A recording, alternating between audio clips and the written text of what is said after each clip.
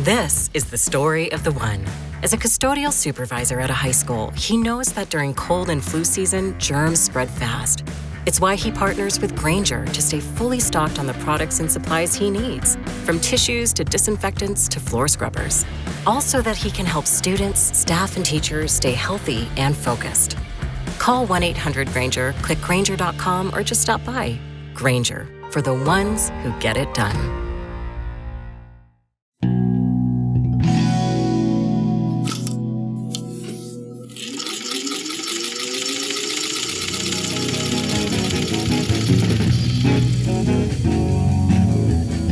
Welcome back to Used to Sew, a podcast about sewing machines, sewing history, and sewing culture in the past and present.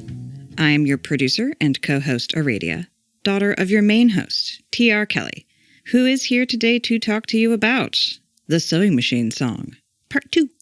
Last week, we covered the first half of T.R.'s classic folk song in meticulous detail, and this week we will be picking the story up and carrying it to the finish line. We will continue to see that the purpose of this podcast was percolating in her song 30 years ago, and see a snapshot of what life was like for us at that time. We will touch on how labor has always been and continues to be a huge part of the clothing industry, the economics of where these machines end up, and the more spiritual side of metal machines. I hope you enjoy the tear-jerking half of this song, and our discussion afterwards. As a quick refresher on the story, in case you forgot in the week since the first half was released, a new Singer sewing machine spent 70 years sewing in 2 generations of a family in Oregon, and then went to auction and was sold for a pittance because people didn't sew much anymore. We were left on the cliffhanger of wondering what this buyer wanted from our hero, and now we pick it up on the next line. You tore apart my treadle works, added a motor and a light. No more gentle rhythms, I work full speed day and night. Run by scared young women, a long, long way from home. Stitch the same seam 1,000 times a day, work the fingers to the bone. Oh, the joy went out of living, to be used this way. To feel their desperation, to run hard every day. So I jammed myself, I would not turn. He cursed and raged and swore, and he ripped me from my table and he dropped me on the floor. Stripped off the motor and the light and carried me outside to the junk heap in the alley where he threw me on my side.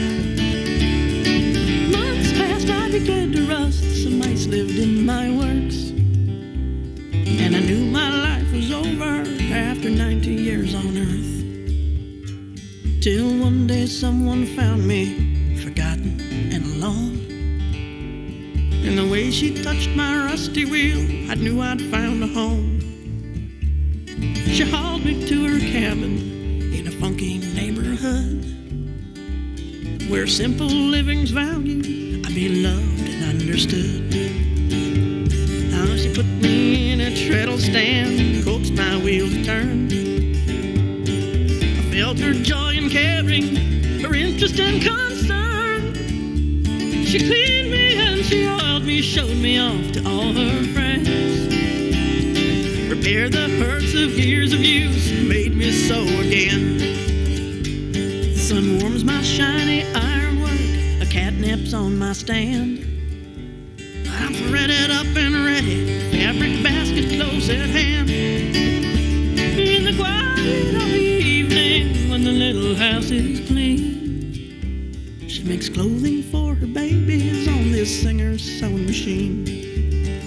Oh, she's smiling as she's sewing a little dress of velveteen. I'm a piece of living history, I'm a Singer sewing machine.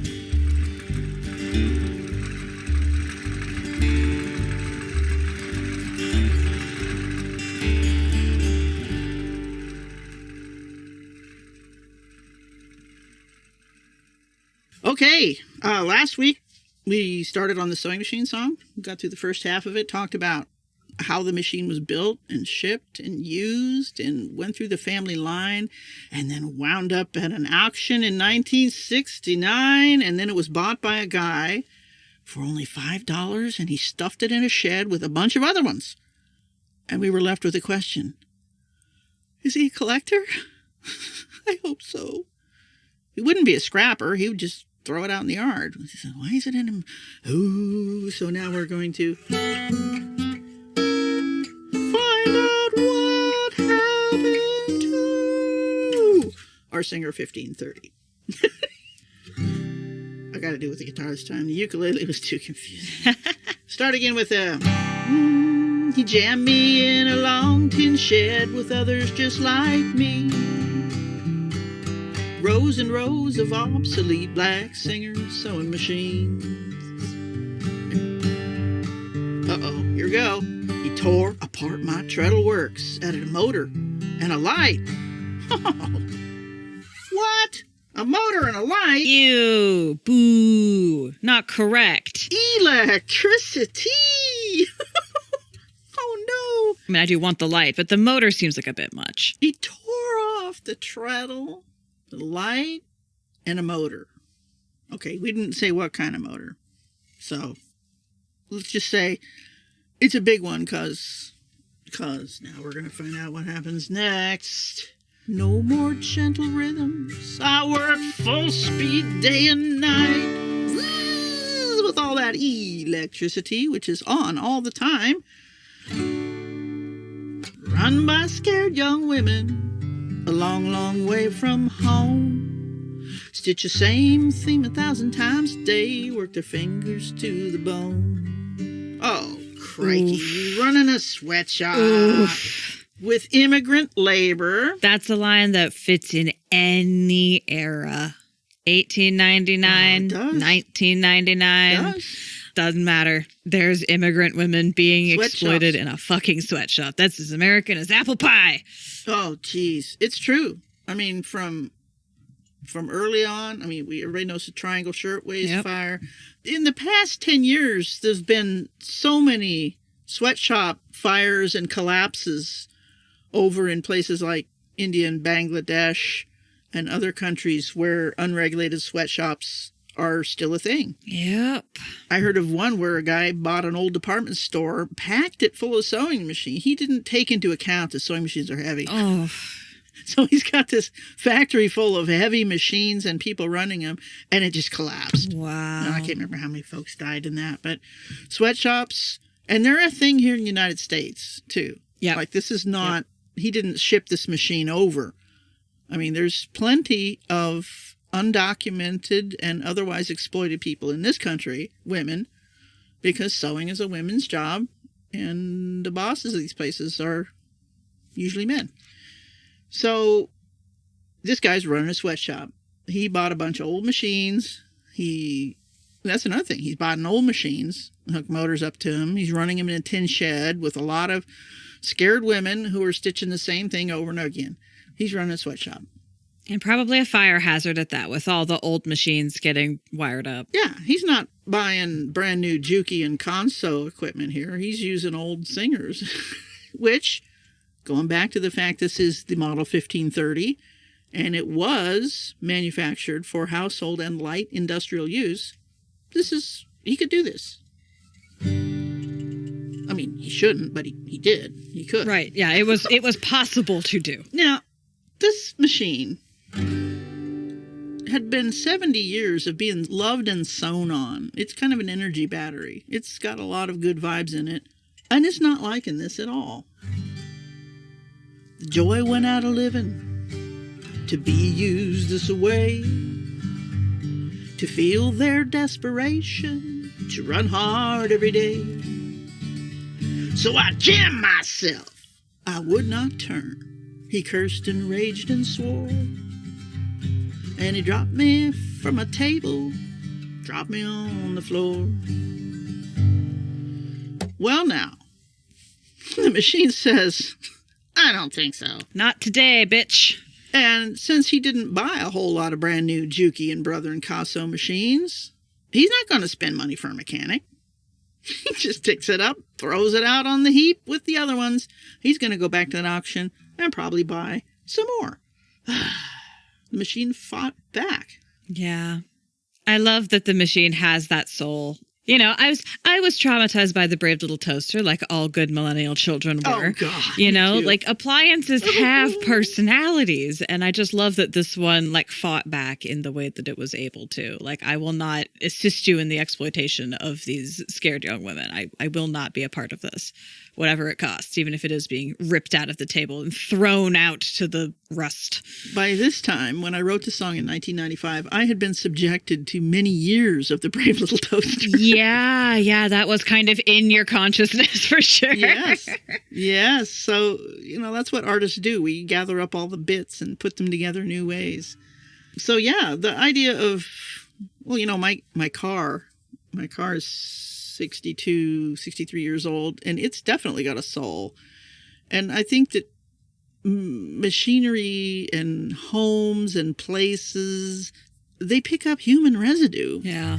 So this machine had been happy, and now it's in this situation. It says, I don't think so. Jammed itself, got thrown out.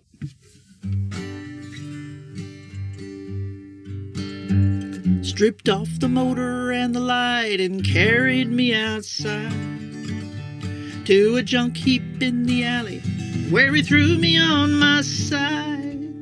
Months passed, I began to rust. Mice lived in my works, and I knew my time was over after 90 years on Earth. I wrote this in my notes. You know, like the Tin Man in Oz, a sewing machine left outside is going to turn into a corroded mess. We need some of that sperm oil. We need some oil. But, like, you know, it's made out of all metal because it's from 1899. So, like, there's still good metal under all that rust. Exactly. I've seen some really extreme...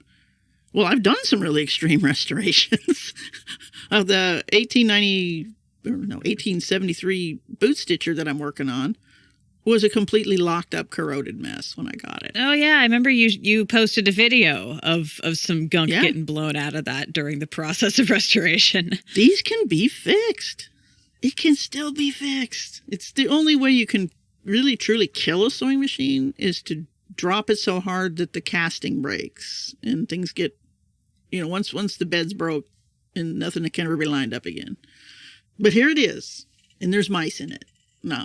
You remember that story I told at Halloween with mice? Yeah, so this is an example of that, but outdoors. This is mice living in that little boxy area underneath and all the gears. Ooh, mice. Which is funny is because I didn't have the experience with mice in a machine until about 4 more years after this. Well, the vibes were there. I mean, you could tell. Oh, yeah. But then here comes the happy part. Okay, I got to take a sip of tea for this. We're getting to the good part. Where the story turns around. The hero is found. Till one day someone found me, forgotten and alone. And the way she touched my rusty wheel, I knew I'd found a home. She hauled me to her cabin in a funky neighborhood, where simple living's valued, I'd be loved and understood. Now this is the part that somebody has lifted and put on their Vintage Sewing Machine channel on YouTube. And it was kind of weird to hear. It's like, wait, that's my song. They only used that one verse, which is cool because it's like the rescue verse. But here it is. Someone found me forgotten and alone. And the way she touched my rusty wheel, I knew I'd found a home. Well, that's because the machine's still alive under all that rust. He can feel, this person knows. They care. Some like alley scrounging, tinkering, weird hippie person. Yeah. Hauled me to her cabin in a funky neighborhood. Well, the person that copied this changed funky to Amish, which is weird. I mean, there's definitely some Amish components in the alternative hippie lifestyle, but it's not Amish. No. So you hauled me to a cabin in a funky neighborhood where simple living's valued, I'd be loved and understood. And well, of course, it's the funky part of town. There's a guy running an illegal sweatshop down the alley there. Sure. I've always pictured this as Whitaker in Eugene. That would make sense. Which is where we lived at the time. Yeah. There was a lot of big old tin buildings with questionable commercial ventures going on, and it was definitely a funky, poor neighborhood, and lots of sewing machines and cats and quilts and things like that. She put me in that treadle stand, coaxed my wheel to turn. I felt her joy and caring and her interest and concern. She cleaned me and she oiled me, showed me off to all her friends. Repaired the hurts of years of use and let me sew again. Oh, goodness, so happy.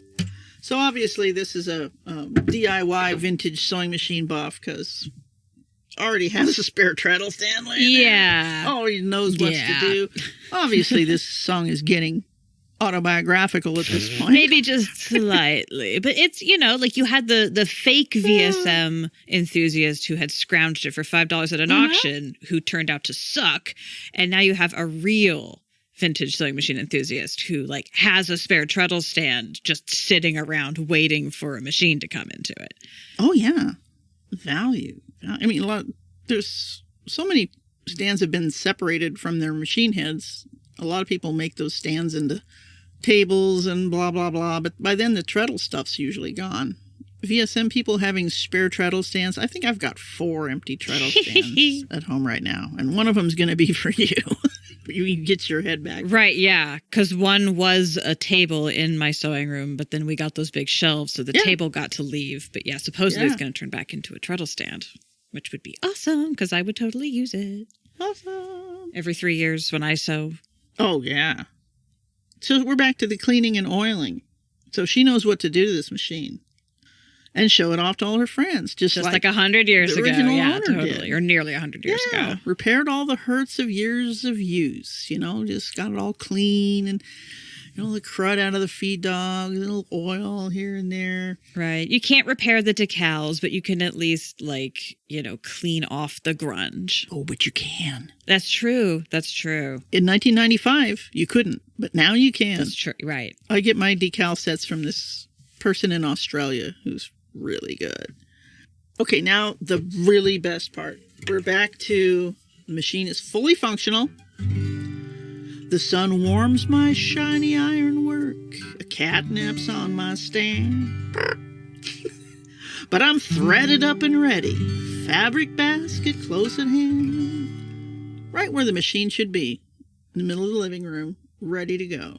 Part of the family, ready to work. With a cat on it. So appropriate for being in the middle of the family. It's got to have a cat. And yes, can attest, so many cats. So many cats. There were many cats. And also, this is the antidote to those mice that were in there. Oh, earlier, yeah. right? No more mice in my work. There's a cat sleeping on me. I got guards. There's a cat.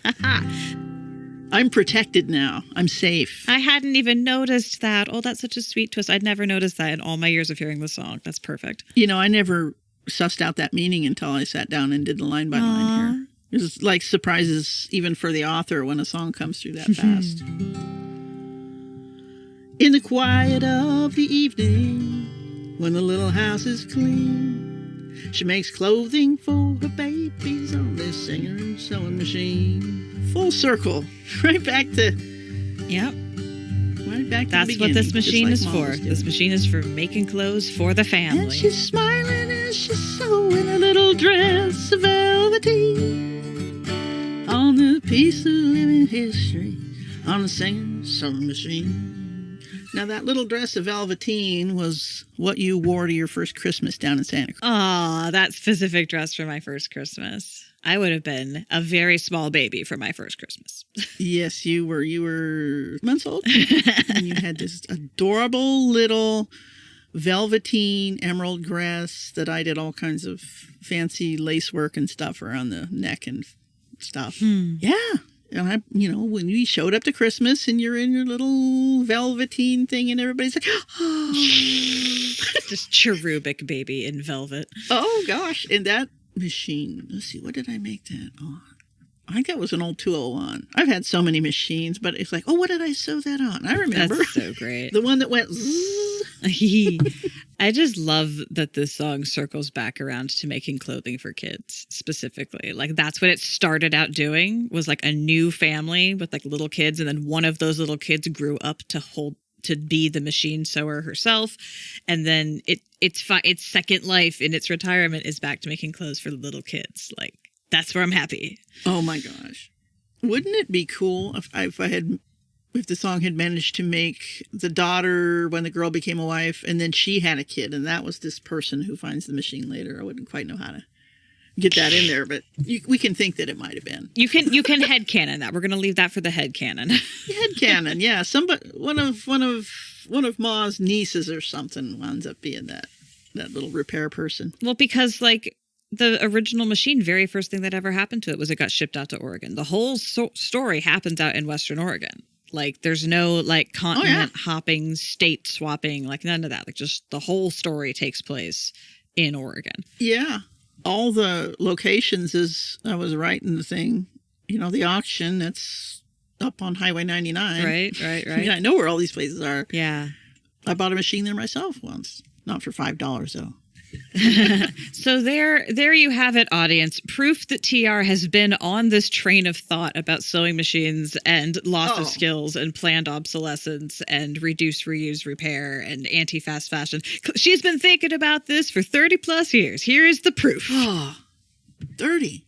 Oh, yeah, even more. But this song did crystallize for me all the issues. I'd been out of the sewing machine business for a while. I was still fixing them for people, just like in my funky neighborhood. And, somebody's like, hey, can you find me a treadle? Sure. But the whole big picture of sewing machines and textiles and fast fashion and factories. I mean, I saw the decline of home sewing just in my short time in the business. And all that stuff just came together in my brain and made this song. And of all the 60 or 70 songs I have up online on all the streaming services and everything, Meow Blah, etc., this one makes half my money. Wow. Of all my royalties and sales is this song. And I've had a couple fan letters about it, people that want to, hey, can I play this in my quilt guild? I'm like, yes, please, learn it. It's 3 chords. And that's another thing I want to do with it here is chart it out for people that do want to learn how to play it on guitar. It's not hard. It's a folk song. Key of G, 12 verses. The original recording, I was leaping my voice all over the place back then because I could, but you certainly don't have to. The way I was doing it today is much calmer. You don't even need a whole octave. It's kind of more of a talking song in places. So don't let my yodely oodly oodly oo in the original one stop you from doing it. You certainly don't have to do it that way. Yeah. A fiddle solo would be good, though. I love it as just, the ability to just have it be a folk song that it's got like a treadling rhythm or a walking rhythm, right? Like, because it's a folk song. It is a quintessential folk song where it's easy, it's repetitive, and it tells a story rather than just repeating verse, chorus, verse, chorus, verse, chorus. Like the music part is repetitive, but the story part keeps moving. And that just makes it it's part of the folk tradition. It's part of the folk canon. And it tells a quintessential story of so many pieces of American history all rolled into one iconic machine. And it really is, the predecessor to this entire podcast in so many ways. And I just want to put in one more thing, because I know there's a lot of different people listening to this podcast. Every audience I have played this song for, from first graders to headbangers, to folkies, to rockers, people at the country fair, all the old folks down here at the boondocking space, everybody loves this song. I always start out saying, is there a sewing machine in your house? Was there a sewing machine in your mom's house? And pretty soon hands start coming up. And do you know how to use a sewing machine? Or I just say, there's a song about my favorite household appliance. And people are like, what? Not your love life or a political issue? How autistic are you? And I always do it really conversationally, I came off of the assembly line in 18... I want to make sure everybody gets the story. The music is just kind of help you groove along with it. But the story is the important part, not how you sing it or whatever. So Yeah, I want to come up with an easy downloadable sheet music so you can learn how to play this song. Even if you don't go in your sewing room and use your sewing machine, you can sing about it.